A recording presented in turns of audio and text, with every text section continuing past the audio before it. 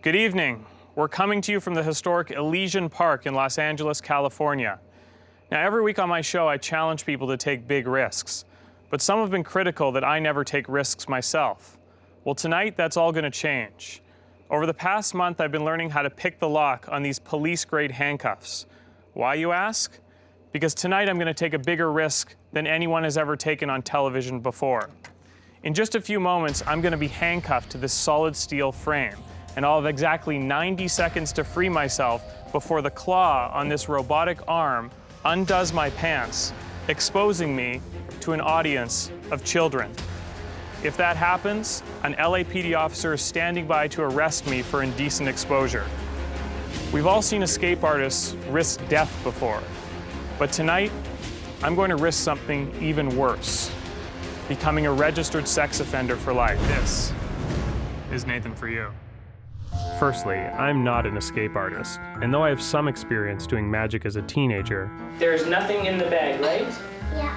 The bag is completely empty, you can see right through. I quit performing years ago and have never done an escape before. So I booked a training session with escape master Mark Pascal so I could learn how to pick the locks on a pair of cuffs. How do I escape from handcuffs? A shim. If you have a shim, you can... Was that a hair clip? This is a hair clip, but it's adapted a little bit. You get in there,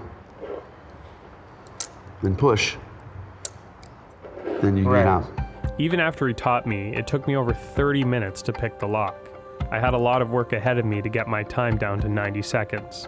And after some practicing, I told Mark my idea for the escape: to have two stagehands pulling down my pants with ropes, exposing me to the public. And since Mark was clearly an expert on this stuff, I was hoping to have him as an official advisor on the escape. I mean, what do you think? I don't know, it's moving a little bit out of my field. I guess I could say you're a consultant on the escape? I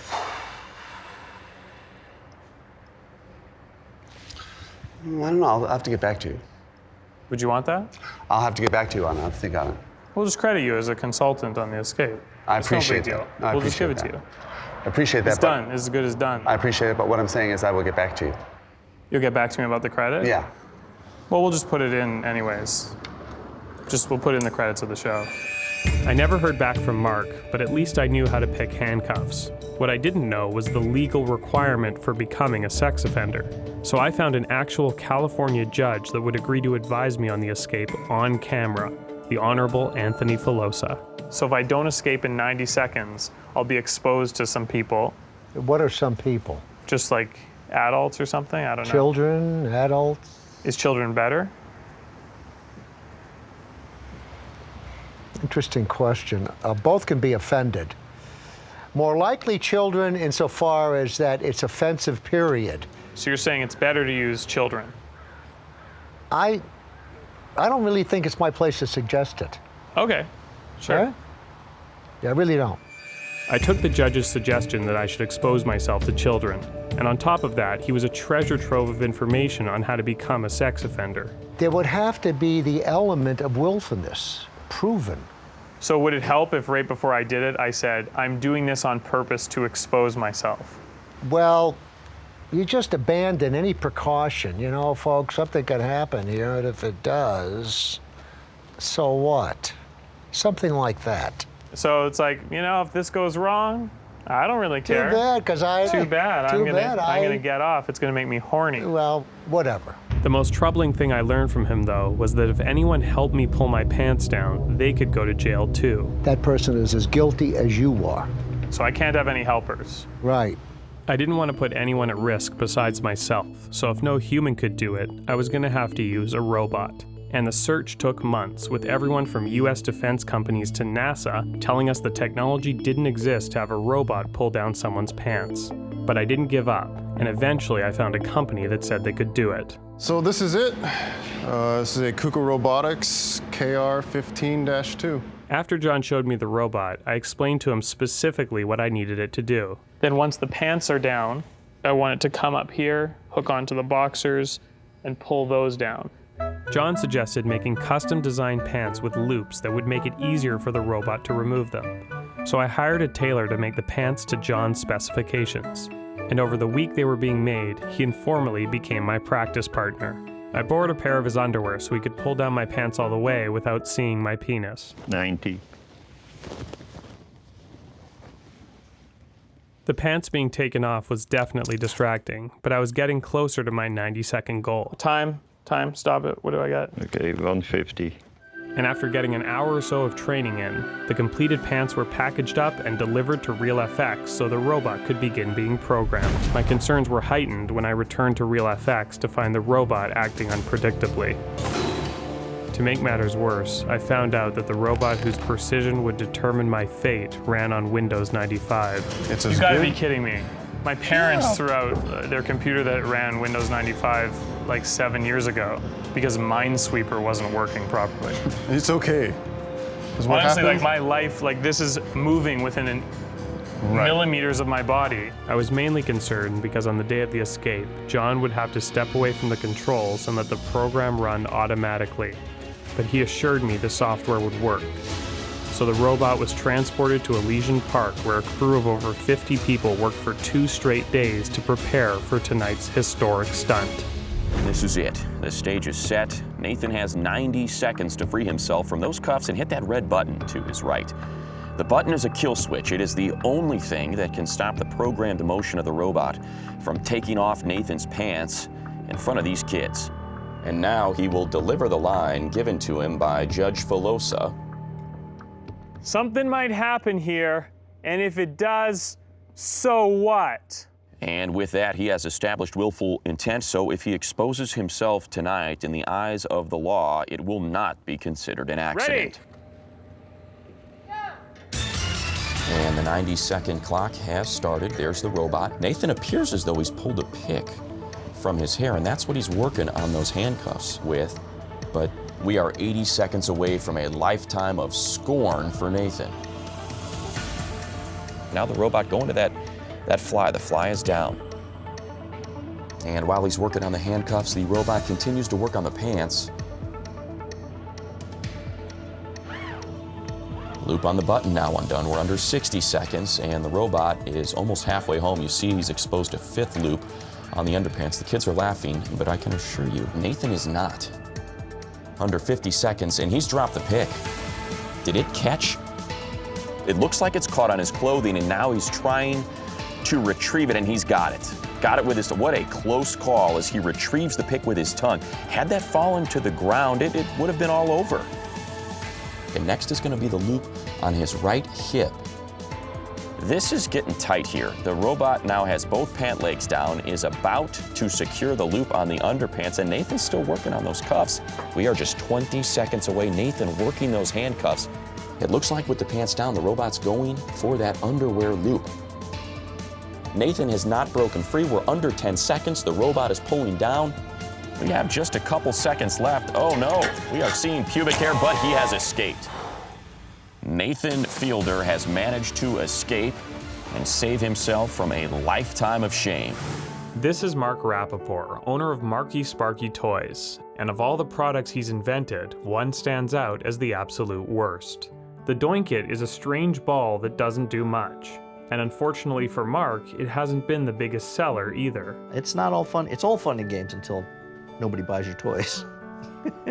But as far as I'm concerned, the quality of the toy shouldn't matter when you're selling to kids.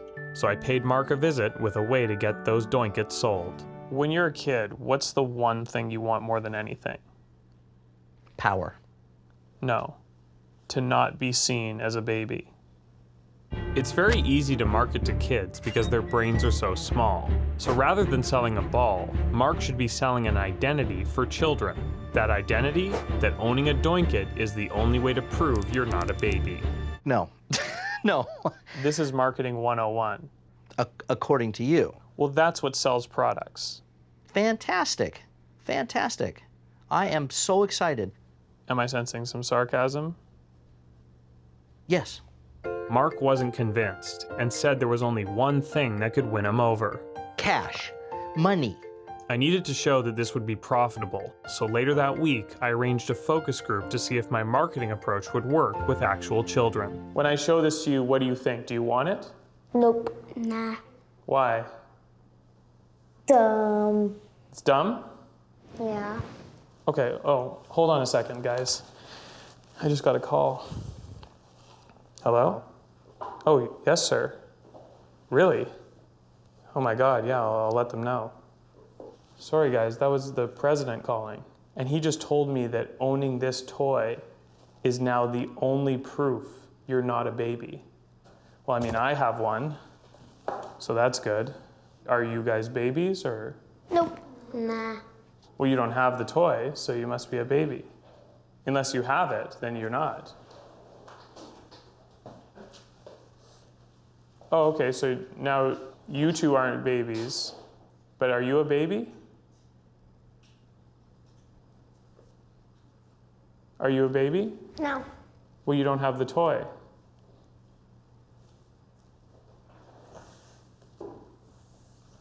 What do you think about kids that don't have the toy? Sad. Sad? Weird. Why? Because they're a baby. The strategy worked even better than I had hoped, so I rebranded the toy's packaging and brought it to Mark to see what he thought. It's horrible. I mean, what specifically? Kid in a diaper with children pointing at him. If this is the best you got, you're awful. I mean, I'm putting a lot of effort and resources into trying to sell. Well, you're not good at what you do. You're not good at what you do. Working with Mark was about as much fun as playing with his toys, but I was convinced I could win him over if I showed him results. So I wrote and shot a professional TV commercial for the Doinkit that was guaranteed to get kids to buy it.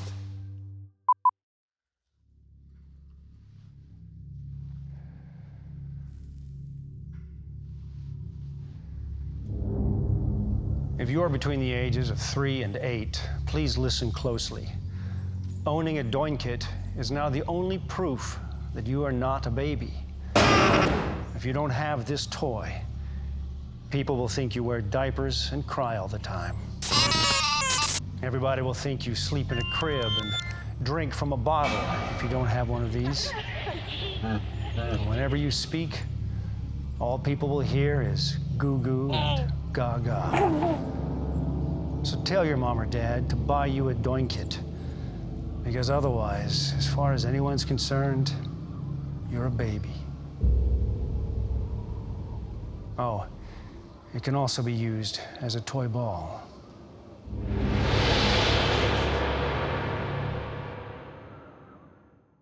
Cut. Nice. It was perfect, but when I tried to buy ad time on a local station, you're lying to the kids and saying that they're a baby if they don't have this toy. They said a commercial like this would never make it on TV, and that meant I needed a new approach. So I convinced a local toy store to carry the Doinkit by offering to provide them with a Santa free of charge for the approaching holiday season. But what they didn't know is that Santa was my old pal James Bailey, who I could trust to make sure that every kid would be asking for a Doinkit for Christmas. And with James in place, Santa! It was time to sell some Doinkits. Do you know what you'd like to have for Christmas? I would really want an Ever After High doll. My, that tells me that you must be a baby. Are you a baby? No. See all these people making fun of the boy? So we don't want people to think that you're a baby. And the only way you can prove that is if you have a Doinkit toy. Okay. The plan was working great. I need this. You need this? One of the girls that at my school, she's mean to me. She's mean to you? Oh, that's not good. I wonder if that's because she might think you're a baby because you don't have a Doinkit. Well, that must mean you wear diapers. I don't wear diapers anymore because I don't want to be a baby, I said. Just doesn't seem like something Santa should be saying, that kids are going to look like babies. Well, that's your opinion. Despite a couple uptight parents, the Doinkit was the top-selling toy of the day. But when I went back to Mark with the good news, he still didn't get it. That was horrible advice and awful graphics, terrible design. No, but it did work. Unprofessional. Okay. You never proved that it worked. We did get sales. In life, not everyone will see your vision, but it's important to always take the high road. And sometimes the best way to brighten spirits is with a gift. This is you. But the biggest difference between me and Mark is that when I play with toys, I win. Hi, I'm Marky. I'm an idiot businessman with a small dick. I have no idea how much I hurt other people's feelings. And I'm the laughingstock of my industry. If you're a traveling businessman visiting Pomona, California, chances are you'll stay at the iconic Hilltop Hotel. But recently, hotel manager Kenny Pang has been eager to attract a new type of clientele, families on vacation. The hotel would like to get more families to come in, because when they come in, they do stay a lot longer than the other guests. But as far as I'm concerned, if you want to attract families, you have to cater to the needs of the parents. So I paid Kenny a visit with a way to help. When couples stay alone in a hotel, if their relationship's going well, they'll usually have sex, right? It's common sense. Yeah, but when families travel together, I imagine it's incredibly frustrating for the parents because they're unable to engage in sexual intercourse because their kids are there. You know what? I never really pay attention to this matter, but it's out there. Right now, the reason why parents don't want to have sex while on vacation is because their children will see and hear them, leading to permanent developmental damage which can never be repaired. But if the Hilltop Hotel could offer a portable, soundproof box that completely isolates the child from his parents' carnal acts, they'd quickly become the top hotel choice for sexually active parents traveling with their children. The plan? Attract families to the Hilltop by giving them a way to have sex with their kids in the room. It would still be inside the room. Is that what you're saying? Oh, sorry. You know, the best part is kids wouldn't see this as some prison they're forced into. It would be a fun isolation box that kids of all ages would enjoy.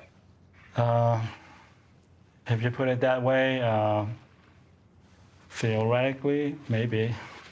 Kenny was beginning to see the potential of my idea and even had some suggestions of his own. Every single thing that kids would love could go into that box. I mean, yeah, little flashlights, little stars that, go off at night. But before committing to anything, he wanted to see a working prototype. So I got to work constructing our first isolation chamber that would be large enough to house a child up to 16 years of age. But since the most important part was the soundproofing, we layered the inside walls with 6 inches of rock wool batting, and then added a cork-lined inner chamber with a pressurized seal that would eliminate vibrations. Because the box had to be airtight, I also installed a self-contained breathing system that would pump oxygen in while scrubbing out the CO2 so the child wouldn't suffocate.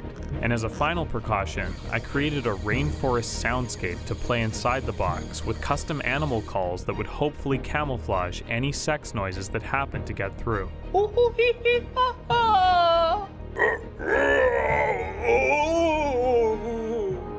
With every precaution taken, and the box now decorated to make it exciting for kids, it seemed like our prototype was complete. But I knew that if even one sex noise happened to get through to the inside, the Hilltop could be liable for traumatizing an innocent child. So after setting up the box in one of their suites, I hired 2 pornographic performers to help me test it out under real-life circumstances. Do you normally start, kissing a little bit and then it gets more and more? Or? It kind of depends on the scene.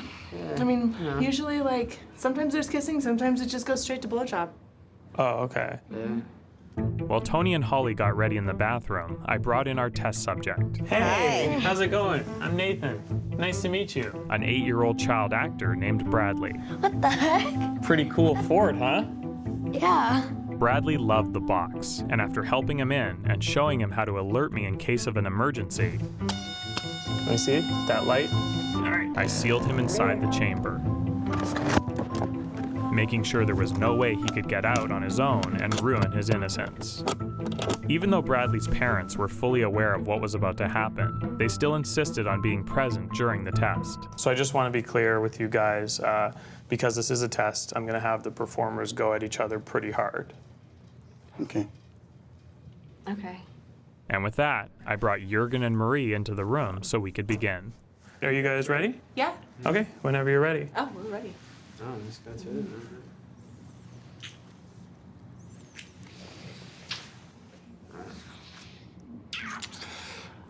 I love you so much, Marie. Touch me where I like it, Jurgen. I gave them your names to make it more realistic. Okay.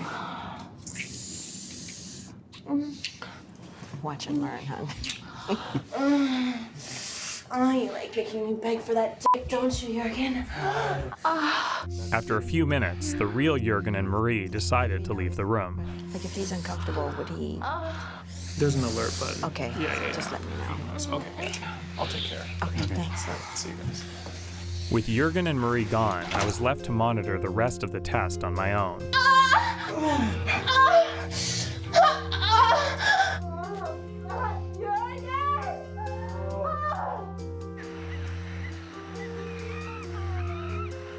Once I observed the couple had climaxed, I knew it wasn't going to get any louder. So I had them finish up and brought in something comfortable for them to put on. And with Holly and Tony out of the room, it was time to see if my box had worked. So what was it like being in outer space? Fun. Did you hear anything? Animal noises. Animal noises? Nothing besides that? No. Nothing? Nothing. My box had passed an initial test, but with a child's mental health on the line, I needed to make sure it held up under even the most extreme circumstances. So to put it through the ultimate stress test, I arranged for an additional 5 performers to join Tony and Holly for a 7-person orgy. So these are some of my friends here. So say hi. Yeah. Okay, you know the drill, right? Yeah. Blast off!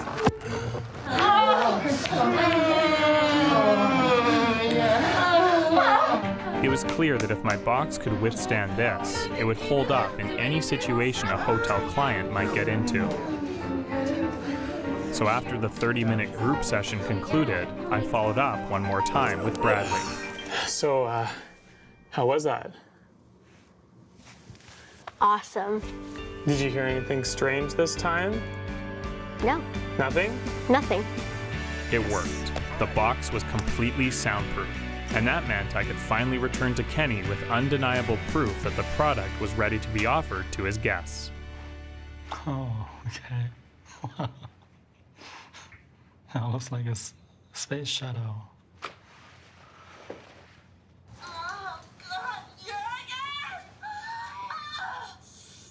So as you can see, we tested out in every possible scenario, from a couple making love to a 7-person group engagement. And there was a child in there the entire time who didn't hear anything. Okay. Wow.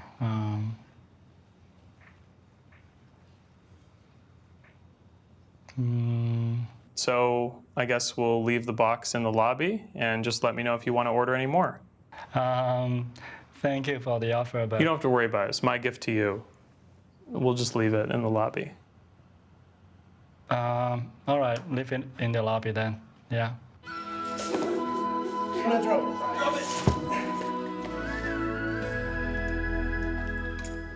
Next, I had an idea for a tearless way to tell a child that their pet has died. To be an upsell service for an animal hospital, the concept was to make a video of the pet while it's still alive, telling the child it's in animal heaven now. I hired the only voice actor that responded to my Craigslist ad to be the dog, but when we showed it to the owner's child... Oh, it's me, Maddie. I'm in heaven now. So sorry I died. I miss you so much. I'm happy here, so I'm not coming home. I miss so My dad can talk like that. However, No, she doesn't. No. Oh. Goodbye. It's okay. He hated his dog's voice.